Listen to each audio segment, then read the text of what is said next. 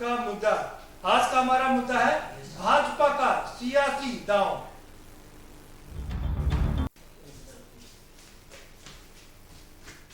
परंपरा है कि विधानसभा में अध्यक्ष अगर सत्ताधारी दल का होगा तो विपक्ष का उपाध्यक्ष होगा। ये अभी तक परंपरा रही है। इतिहास इस बात का गवाह है। इतिहास को तोड़ा गया, मरोड़ा गया और इसकी परंपरा शुरू की कांग्रेस ने। 1984 में कांग्रेस ने इस परंपरा को तोड़ा। उनके पास बहुमत की सरकार थी और ऐसे में उन्होंने उपाध्यक्ष पद पर चुनाव कराने का ऐलान किया। और हंस रही बात, क्योंकि कांग्रेस के पास में बहुमत था, इसलिए वो कांग्रेस ने अपना उपाध्यक्ष भी चुनवा लिया। दरअसल उस समय एनडी तिवारी, उस साल 2 मुख्यमंत्री बदले गए थे। एनडी तिवारी को मुख्यमंत्री बनाया गया था। उसके बाद से कांग्रेस ने हुकुम सिंह को अपना उम्मीदवार, उपाध्यक्ष का उम्मीदवार घोषित कर दिया और उन्हें चुनाव जितवा दिया। अब 37 साल बाद एक बार फिर से ये परंपरा अपनाई गई है। यानी कि 37 साल पहले जो परंपरा तोड़ के नई परंपरा शुरू की गई थी, भारतीय जनता पार्टी में चूंकि बहुमत की सरकार है, 304 विधायक वर्तमान में है अभी भी। यूं तो अगर सब मिला दें तो 325 विधायक उनके पास होते हैं। और उन्होंने कांग्रेस की उसी परंपरा, तोड़ू परंपरा का पालन किया जो कांग्रेस ने 1984 में शुरू की थी, यानी कि 37 साल पहले। अब एक बार फिर से सत्ता पक्ष के पास में हृदयानंद दीक्षित जैसे दिग्गज विधानसभा अध्यक्ष है, तो दूसरी ओर उपाध्यक्ष का पद भी उन्होंने समाजवादी पार्टी से छीन लिया है। दरअसल समाजवादी पार्टी ने लंबे समय तक अपना कोई कैंडिडेट नहीं उतारा, उम्मीदवार ही नहीं उतारा। ऐसे में भारतीय जनता पार्टी ने अपना सियासी दांव चल दिया और सियासी दांव ये था कि समाजवादी पार्टी के ही एक विधायक को अपना उम्मीदवार बना करके उसे चुनाव जितवा दिया। 304 वोट मिले नितिन अग्रवाल को। अब दरअसल इसके पर्दे के पीछे की कहानी भी समझ लीजिए। नरेश अग्रवाल ने 2019 में भारतीय जनता पार्टी ज्वाइन की थी। तब से लेकर के वो अभी तक हाशिए पर चल रहे थे, उनको कुछ भी नहीं मिला था। और ऐसे में अचानक से भारतीय जनता पार्टी को उनके बेटे नितिन अग्रवाल की याद आ गई और समाजवादी पार्टी के इस विधायक को उन्होंने विधानसभा में उपाध्यक्ष चुनवा दिया। कहा जाता है कि वैश्य वोट बैंक पर उन्होंने निशाना लगाया है। क्योंकि वैश्य नाराज थे, इसलिए उनको उपाध्यक्ष बना करके वैश्यों को जोड़ने की कोशिश की गई। तो दूसरी ओर विपक्ष जो अब तक असहाय नजर आ रहा था, निरीह नजर आ रहा था, उसने भी एक दांव चला। हालांकि दांव जो होना था वो वही हुआ और नरेंद्र वर्मा के रूप में कुर्मी को चुनाव मैदान में उतारा और वो इस सियासी समर में खेत रहे। होना ही था, 60 कुल विधायकों ने उनको अपना मत दिया, लेकिन वो चुनाव हार गए। तो अब विपक्ष भी, सत्ता पक्ष के पास में अध्यक्ष भी अपना, उपाध्यक्ष भी अपना, सब कुछ अपना, और ये है उनका सियासी दांव।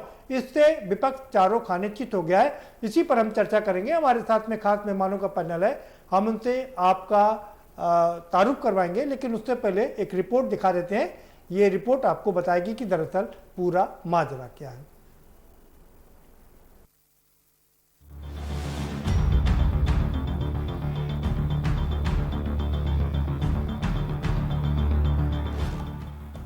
डिप्टी स्पीकर पद के लिए विधायक, विपक्ष को उपाध्यक्ष का पद मिलता रहा है, ये परंपरा है, नियमावली भी है। विपक्ष के पद को भी अगर ले लेंगे तो लोकतंत्र कहाँ है? लोकतंत्र का इतना भद्दा मजाक भारतीय जनता पार्टी ने किया है, जो हमारे लोकतंत्र की संसदीय परंपराओं को कलंकित करता है। नितिन अग्रवाल वैश्य समुदाय से आते हैं और 2018 में सपा का साथ छोड़कर बीजेपी के साथ हो लिए थे।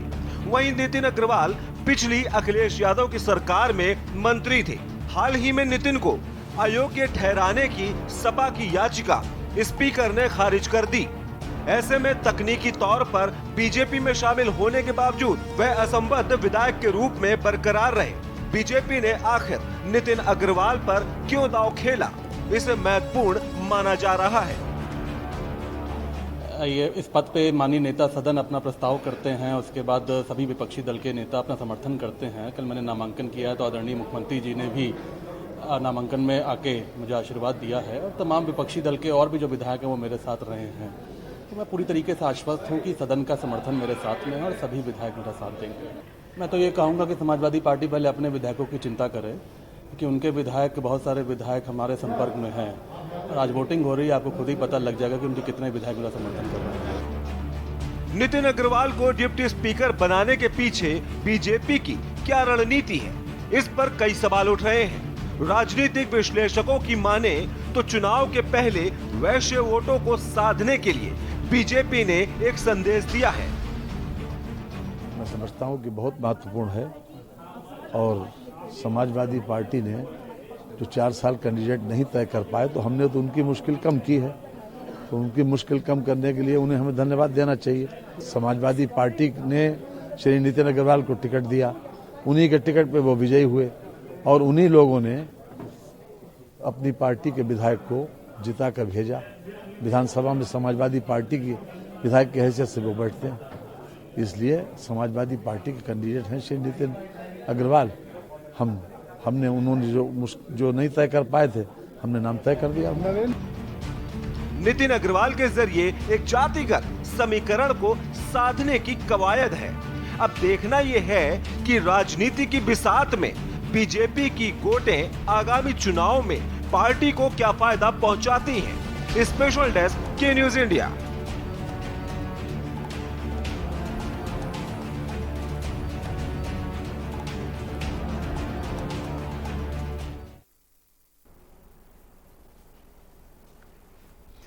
जी हाँ, सबके अपने अपने निशाने हैं, सबका अपना अपना वोट बैंक है, सबके अपने अपने सियासी दांव हैं। समाजवादी पार्टी कह रही है कि लोकतंत्र की हत्या की गई है, तो वहीं भारतीय जनता पार्टी कह रही है कि अरे भाई, हमने तो समाजवादी पार्टी की मुश्किल हल कर दी। 4 साल से उम्मीदवार तय नहीं कर पा रहे थे, हमने उम्मीदवार तय कर दिया, उन्हीं का उम्मीदवार तय कर दिया और चुना दिया, उनको उपाध्यक्ष बना दिया। अभी भी टेक्निकली देखा जाए तो नितिन अग्रवाल समाजवादी पार्टी के ही विधायक हैं, क्योंकि उनके खिलाफ जो लेटर लगाया गया था उसको स्पीकर ने रद्द कर दिया है। हमारे साथ सारे मेहमान जुड़ चुके हैं, हम उनसे आपका तारुफ करवा देते हैं। लखनऊ स्टूडियो से हमारे साथ में प्रोफेसर डी.आर. साहू साहब जुड़ चुके हैं, राजनीतिक विश्लेषक हैं। बहुत स्वागत है प्रोफेसर डी.आर. साहू साहब आपका। मनोज यादव जी हमारे साथ में जुड़े हुए समाजवादी पार्टी के प्रवक्ता हैं, आपका स्वागत है। प्रशांत उमराव जी हमारे साथ में जुड़े हुए हैं, भारतीय जनता पार्टी के प्रवक्ता हैं, आपका बहुत स्वागत है प्रशांत उमराव जी। और त्रिपाठी जी भी हमारे साथ में कुलभूषण त्रिपाठी हमारे साथ में जुड़ चुके हैं, कांग्रेस के प्रवक्ता है बरेली से, आपका भी बहुत स्वागत है। और हमारे कानपुर स्टूडियो से भी एक बहुत खास मेहमान जुड़े हुए, आम आदमी पार्टी के रोहित सक्सेना जी भी जुड़ चुके हैं, आपका भी बहुत स्वागत है रोहित जी। और सीधा रुक करेंगे मनोज जी का। मनोज जी, आप कह रहे हैं कि भारतीय जनता पार्टी ने लोकतंत्र की हत्या की। भारतीय जनता पार्टी कह रही है कि 4 साल से आप उम्मीदवारों का चयन नहीं कर पाए, इसलिए हमने उनकी मुश्किल आसान कर दी और उम्मीदवार का चयन कर दिया। जी, आज का जो पूरा ये प्रकरण रहा और जो बीजेपी की तरफ से खन्ना जी का बयान आया, ऐसा गैर जिम्मेदाराना बयान आपने किसी मंत्री से नहीं सुना होगा, जो इतने बड़े वित्त विभाग या पता नहीं कौन कौन से विभाग के मंत्री रह चुके हैं। हम नहीं चुनाव तय कर पा रहे हैं, चुनाव कौन कराता है? इस देश को, इस प्रदेश को आप किस राह ले जाना चाह रहे हैं? इनकरेक्ट बोल देते हैं अपने एजेंडा पूरे करने के लिए, अपना वोट साधने के लिए, जो चाहे वो बोल सकते हैं। ये कौन सी बात हुई? अच्छा, आज आपने चुनाव हमने तय किया, आपने चुनाव की तारीखें तय की, हमने प्रत्याशी दे दिया। आपने क्या काम कर दिया इतने दिन में, ये बताइए ना। विपक्ष का, अच्छा ये बताइए, क्या विधान परिषद में आपने प्रोटेम स्पीकर बना रखा है? क्या आपका बहुमत है आज की डेट में? क्या इतने दिन के लिए प्रोटेम स्पीकर बनाए जाते हैं क्या? आप कौन सी परिपाटी पे चल रहे हैं? दरअसल में आपने पूरी तरीके से नग्नता पे आने का निर्णय कर लिया, और जिस तरीके से ये सरकार नग्नता पे उतर आई है, मुझे नहीं लगता कि कोई होगा। चलो खैर, बन गए सो बन गए। मैं अब नितिन अग्रवाल से पूछता हूं, बहुत बड़े बाप के बेटे हैं ना, बड़ी राजनीति करते हैं, बड़े पैसे वाले हैं, जवाब दें, आप डिप्टी स्पीकर क्यों बने? विपक्ष की आवाज बनाने के लिए, उसके हाँ में हाँ मिलाने के लिए, किसानों के मुद्दे के लिए, बेरोजगारी के मुद्दे के लिए? उस विधानसभा में आप विपक्ष की ताकत बनोगे? अगर बनोगे तो आपने अभी जो बयान दिया है आपके चैनल पे, उस पर क्या वो चीजें सुनाई पड़ी? आपने सुनी? कि महंगाई को लेके हम सरकार को घेरेंगे, महंगाई को लेके हम इस सरकार को पूरी तरीके से नस्तो नाबूद कर देंगे, विधानसभा में हमारे तीखे सवाल होंगे? क्या पूछा? नहीं पूछा तो एजेंडा क्लियर हो जाता है कि कौन क्या करना चाह रहा है। ठीक है मनोज जी, जी सवाल, आपके सवालों का जवाब ले लेते हैं। तमाम सवाल आपने हवा में उछाल दिए। प्रशांत उमराव जी कह रहे हैं कि आपने चुनाव नहीं कराया 4 साल तक, और अचानक से एक दिन का सत्र, विशेष सत्र बुला करके चुनाव कराया, और जब आपने चुनाव कराया तो उन्होंने अपना उम्मीदवार दिया। आपके नेता कह रहे हैं कि वो उम्मीदवार ही नहीं तय कर पा रहे थे। देखिए, विधानसभा उपाध्यक्ष का चुनाव तो पिछले 37 साल से नहीं हुआ था। 37 साल में ये पहली बार विधानसभा उपाध्यक्ष का चुनाव हुआ है। और चूंकि टेक्निकली नितिन अग्रवाल जी विपक्ष के नेता हैं, विपक्ष के विधायक हैं, विपक्षी पार्टी से विधायक हैं, इसलिए उनका चुनाव किया गया। तो समाजवादी पार्टी को क्या आपत्ति होनी चाहिए? एक वैश्य वर्ग के व्यक्ति को एक संवैधानिक पद पर बिठाया गया है, उनको सम्मान दिया गया है, तो समाजवादी पार्टी को इससे आपत्ति नहीं होनी चाहिए, मैं मानता हूँ। और दूसरी बात, सभा के प्रवक्ता कह रहे हैं कि वो महंगाई का मुद्दा उठाएंगे, भ्रष्टाचार का मुद्दा उठाएंगे, लेकिन जो संवैधानिक पद पर व्यक्ति बैठता है, चाहे विधानसभा अध्यक्ष हो, उपाध्यक्ष हो, कोई मुद्दे नहीं उठाता है। विधानसभा उपाध्यक्ष की भूमिका होती है कि जो विधानसभा की जो प्रक्रिया होती है संचालित करने की, उसकी बैठकों को, उसका संचालन करना।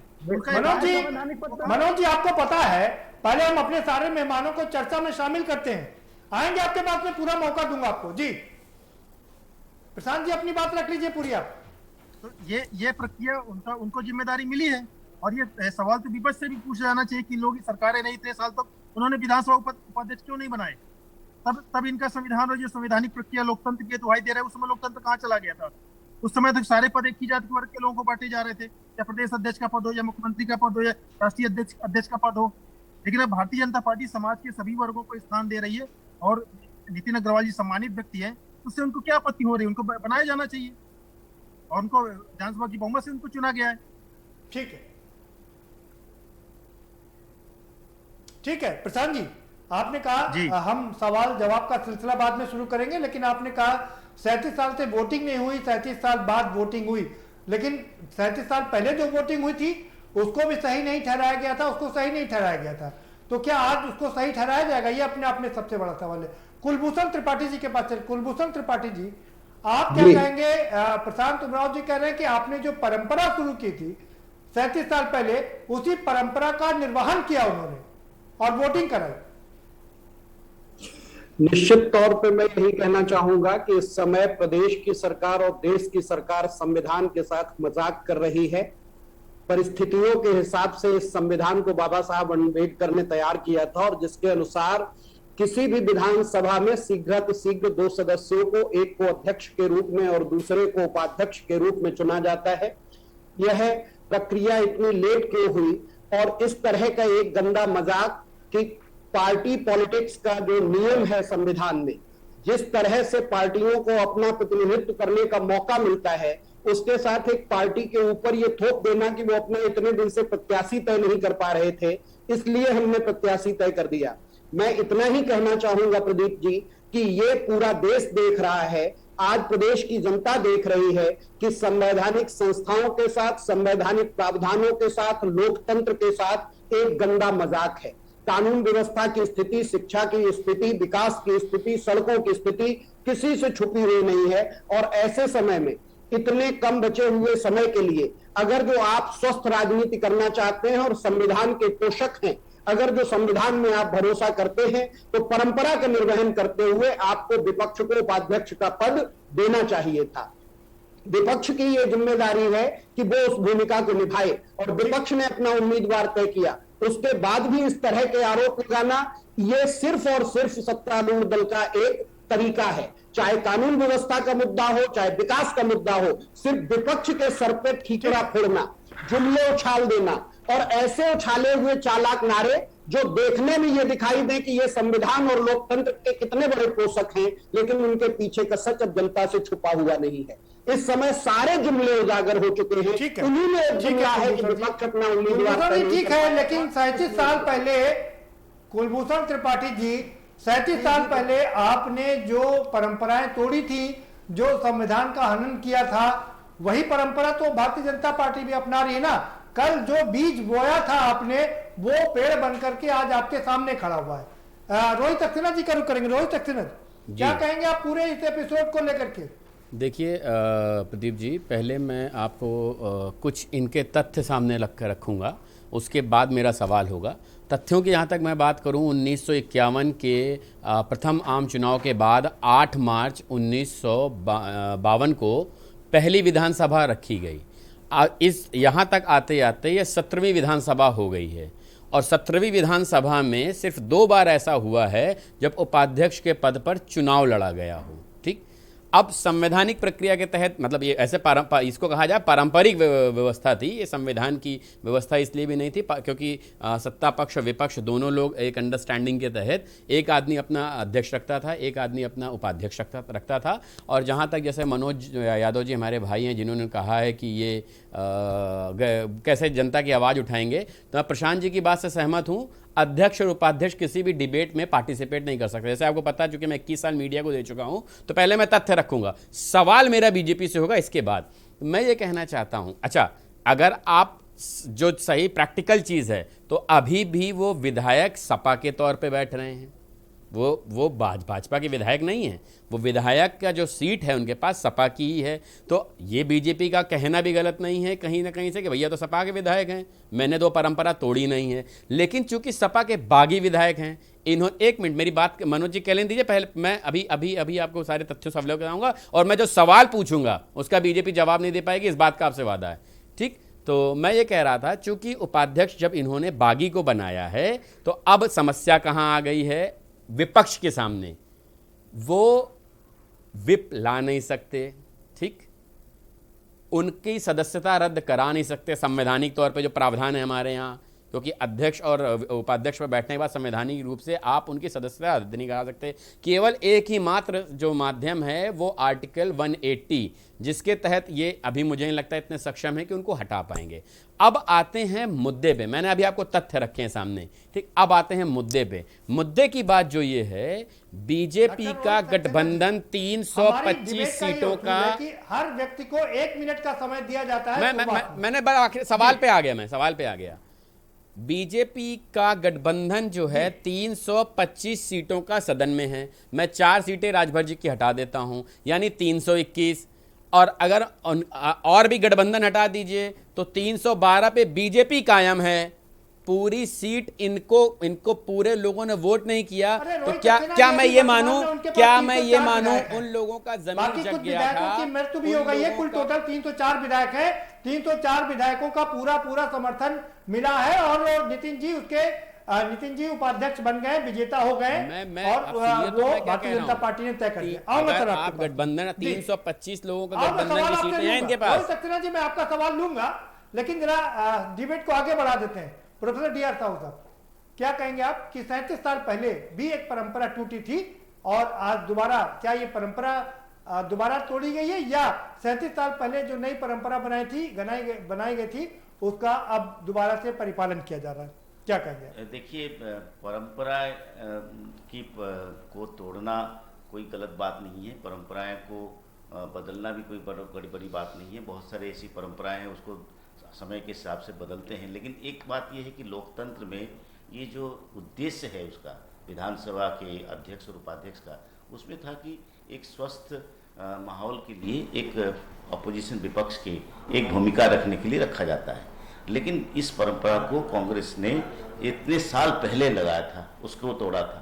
तो ये परंपरा को यदि हम देखें, इसको हम कहते हैं कि लोकतंत्र बेहतर हो रहा है, मजबूती में जा रहा है, लोकतांत्रिक व्यवस्था में एक मैच्योरिटी आ रहा है, परिपक्वता की तरफ हम जा रहे हैं। उसके बाद वही 37 साल के बाद फिर उसको रिपीट करना, ये कहीं ना कहीं एक अशोभनीय चीज है। लेकिन ये बात है क्योंकि भारतीय जनता पार्टी के पास एक स्ट्रैटेजी है, और स्ट्रैटेजी के तहत हमको लगता है कि जो जीता वही सिकंदर, और उसी के आधार पे हम ये बताना चाहते हैं कि इस तरह की परिस्थितियों में इन्होंने एक सत्ता में रहते हुए एक इस तरह की परिस्थितियों का फायदा उठाया, और उस फायदे के साथ हम ये कहना चाहते हैं कि इसमें बहुत सारे चीजें भी उनको फायदे में दिख रहा था, और इस तरह की जो रणनीतिकार जो भी होंगे उनमें ये चीज आया कि कहीं ना कहीं इसमें हम एक समुदाय और एक महत्वपूर्ण व्यक्ति जो दरकिनार थे उनको लाया गया था, उनको नहीं मिला था कुछ, उसकी आधार पे एक समावेशी का एक सोच और कहीं ना कहीं एक भविष्य मतलब एक संभावनाएं जिसमें एक सत्ता को हासिल करने के लिए, रिटेन करने के लिए, रिपीट करने के लिए एक संभावनाएं जो है उसमें दिखाई दे रहा है। तो इसमें कोई ऐसी बात नहीं है, लेकिन ये जो मैच्योरिटी परंपरा की जो बातें तोड़े गए थे और उसके बाद जब हम स्वतंत्र देश के बाद 75 साल की अमृत महोत्सव बना रहे हैं, उसमें ये परंपराएं को तोड़ने का जो एक गलत उस समय डिक्लेयर हुआ था, अब इसको रिपीट करना, इससे थोड़ा सा कहीं ना कहीं एक मन में एक प्रश्न आ रहा है कि परिपक्वता पे हम जा रहे हैं कि हम वही चीज जो पहले हमारा लोकतंत्र मजबूत हो रहा है या उसका क्षरण हो रहा है, ये अपने आप में सबसे बड़ा सवाल है। भाई कुलभूषण त्रिपाठी जी के पास चलेंगे। कुलभूषण त्रिपाठी जी, आपने 33 साल पहले ये परंपरा तोड़ी थी, अब आप लोकतंत्र की दुहाई दे रहे हैं। क्यों लोकतंत्र की दुहाई दे रहे हैं? अगर आपने ये पाप ना किया होता तो ये पाप का बीज जो वृक्ष था वो आज पेड़ बन के आपके सामने ना आया होता। ये साहब, कोई परंपराएं जो निर्मित होती हैं वो संविधान के प्रावधानों से इतर होती हैं। उस समय की परिस्थितियों के हिसाब से, उस समय सदन की व्यवस्था के हिसाब से अगर जो ऐसा कोई निर्णय हुआ है तो आज भी चुनाव होना कोई परंपरा का उल्लंघन नहीं है। लेकिन परंपरा के नाम पर आप जिस तरह का गंदा मजाक कर रहे हैं, आपकी मजबूरी थी, आपने 2 मुख्यमंत्री बदले थे, आपकी मुश्किल थी, आपने उपाध्यक्ष जितवा लिया, वोटिंग करा दिया, तो वही हाल तो बीजेपी ने भी किया। फिर आप लोकतंत्र की दुहाई क्यों दे रहे हैं? लोकतंत्र की दुहाई इसलिए दी जा रही है कि परंपरा का उल्लंघन, आप आज चुनाव कराइए, इससे आपत्ति नहीं है। अगर जो ऐसी परिस्थितियां बनती हैं, आप सदन में बहुत मजबूत बहुमत लेकर बैठे हुए हैं, उसके बाद आप विपक्ष पर जब ये आरोप लगाते हैं कि आप उम्मीदवार तय नहीं कर पा रहे थे इसलिए, और किसी आपने 1984 में ये परंपरा तोड़ी थी और नई परंपरा शुरू की थी, उस समय भी आपके पास पूर्ण बहुमत था। निश्चित तौर पे परिस्थितियां कभी कभी ऐसी होती हैं, लेकिन मैं आज भी कहता हूं कि अगर जो चुनाव होना है तो ये संविधान का उल्लंघन है। परिस्थितियां भारतीय जनता पार्टी के पास में उनकी मजबूरी है चुनाव जीतना, व्यक्तियों को आगे बढ़ाना, व्यक्ति के रूप में उन्होंने नीतिन अग्रवाल को आगे बढ़ा दिया। चुनाव 2022 का जीतना है ना, 2022 का आपको चुनाव जीतना है। आप चुनाव में जा रहे हैं और आपको पता है कि आप पूरी तरह हार रहे हैं। सिर्फ जाति का समीकरण तय करना, विपक्ष को परेशान करने की भूमिका में लाके और ये आरोप लगा देना कि विपक्ष अपने दायित्वों को नहीं निभा रहा है, ये संविधान का उल्लंघन है। विपक्ष ने आपने क्या किया था उस समय? आपने विपक्ष को परेशान नहीं किया था। 1984 में आपने विपक्ष को परेशान नहीं किया था। होता है कि आप झूठ आरोप लगा दीजिए कि आप उम्मीदवार तय नहीं कर पा रहे हैं और इसलिए आप बागी विधायक को लाके और इलेक्शन के लिए तैयार कर दीजिए। ये संविधान के उल्लंघन नहीं हो रहे हैं क्या? ये लोकतंत्र की मजाक नहीं बन रही है क्या? आपने तो अपना अध्यक्ष और हुकुम सिंह के रूप में अपना उपाध्यक्ष भी चुनवा दिया था। वो तो कम से कम विपक्ष के नेता की भूमिका किस रूप में है? ये अलग बात है कि आज नितिन अग्रवाल की भूमिका किस रूप में है? नितिन अग्रवाल जी वॉशिंग मशीन का यूज करके सपा में खराब सब नेता होने के कारण वॉशिंग मशीन से निकलने के बाद इतने अच्छे नेता हो गए हैं कि भारतीय जनता पार्टी उन्हें आज विधानसभा में उपाध्यक्ष बना रही है। दरअसल ये जान के जाति के आधार पर वोट समीकरण सेट करने की कोशिश है, लेकिन उत्तर प्रदेश की जनता 2022 में इसका जवाब इनको देने जा रही है। आधार पर तो सभी पार्टियां वोट मांगती हैं। अब वो अगर नितिन वैश्यों को आगे बढ़ा रही तो आपको दिक्कत क्या है? आप भी वैश्यों को आगे बढ़ाइए, कोई बड़ा नाम ले आइए। कोई नहीं है, लेकिन समाजवादी पार्टी के विधायक की हैसियत अभी उनकी है। उसके बाद आप समाजवादी पार्टी के दूसरे प्रत्याशी के खिलाफ उनको समर्थन देकर चुनाव लड़ा रहे हैं। ये लोकतंत्र का मजाक बना रहे हैं। आपत्ति विपक्ष की इस पर है। नहीं, अब मुझे एक आंसर चाहिए मुझे। अगर ये लोकतंत्र का मजाक उड़ा रहे हैं तो 1984 में आपने क्या किया था? एक लाइन में जवाब चाहिए। 1984 में सदन की स्थितियों को देखते हुए कांग्रेस ने उपाध्यक्ष के लिए अपने प्रत्याशी को आगे किया था।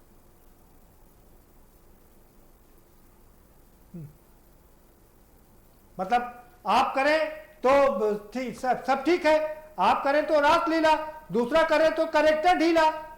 नहीं, यहाँ पर स्थिति नहीं है। 37 साल की ठीक वही परिस्थितियां नहीं है प्रदीप जी, इसको समझे जाने की जरूरत है। इसी पे तो जोर दे रहा हूं। नितिन अग्रवाल की सदन में स्थिति क्या है इसको आप देखिए। नितिन अग्रवाल की सदन की स्थिति क्या है, एक बार आप प्रशांत क्या जी से स्थिति बताइए। मनोज जी, आपकी भारतीय बात आ रहा जनता हूं। पार्टी के विधायक हैं या समाजवादी पार्टी के विधायक हैं, या वो विधायक हैं ही नहीं, सिर्फ सदन में सदस्य हैं, किस आधार पर हैं? ठीक है, ठीक है, वो प्रशांत जी के पास चलते हैं। प्रशांत उमराव जी, मैं आपके पास आ रहा हूं। रोज जी आपके पास आऊंगा मैं। प्रशांत उमराव जी, सवाल यह कि अगर कोई पार्टी, कांग्रेस ने जो बुरा किया और उसका परिणाम आज भुगत रही है, और आप जो आज करेंगे उसका परिणाम आपको आगे देखने को मिलेगा, आपको लगता है कि आप ये स्वस्थ लोकतंत्र की परंपरा को आगे बढ़ा रहे हैं? शब्द सुने, स्वस्थ लोकतंत्र है ये? देखिए, मुझे तो बड़ा हास्यास्पद लग रहा है त्रिपाठी जी की बातों को सुन करके। जिस पार्टी ने आपातकाल लगाया हो देश में, संविधान की मर्यादा को तार तार किया हो, जिस समय पूरा विपक्ष जेल में था, विपक्ष के नेता सारे जेल में थे, उन्हें संविधान में आमूलचूल बदलाव किए हों, वो लोग आज कहते हैं संविधान की और लोकतंत्र की मर्यादा की बात कहते हैं। जितना संविधान के साथ मजाक इन लोगों ने किया, आज तक किसी पार्टी ने, किसी नेता ने नहीं किया है। और ये भी जो आज निर्णय किया गया, पूरे संविधान सम्मत कानूनी रूप से बिल्कुल ठीक किया गया। वो समाजवादी पार्टी के टिकट पर चुनाव जीते, समाजवादी पार्टी के टिकट पर अभी विधायक है, समाजवादी पार्टी के सदस्य हैं अभी, इसलिए उनका टेक्निकली उनको इसलिए चुना गया है। और ये अगर हर वर्ग को स्थान दिया जा रहा है भारतीय जनता पार्टी द्वारा, तो समाजवादी पार्टी और कांग्रेस को क्या आपत्ति हो रही है? उनका तो स्वागत।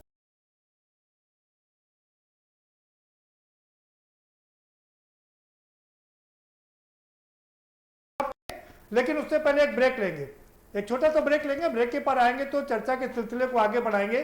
सवाल यही है कि जब कोई पार्टी किसी परंपरा को तोड़ती है तो वो कहती है कि उस समय की मजबूरियां थी, कांग्रेस कह रही उस समय की मजबूरियां थी।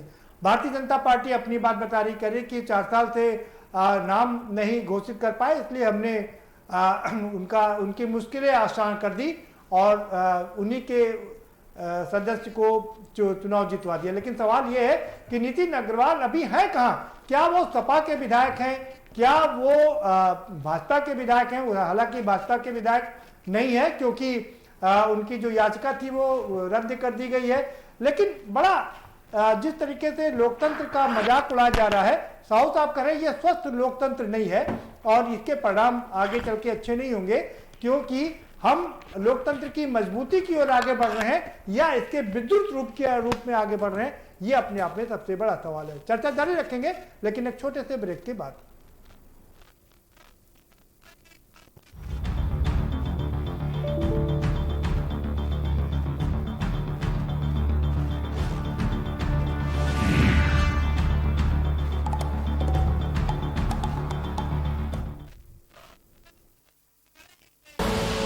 आप देख रहे हैं के न्यूज, खबरों का सारथी।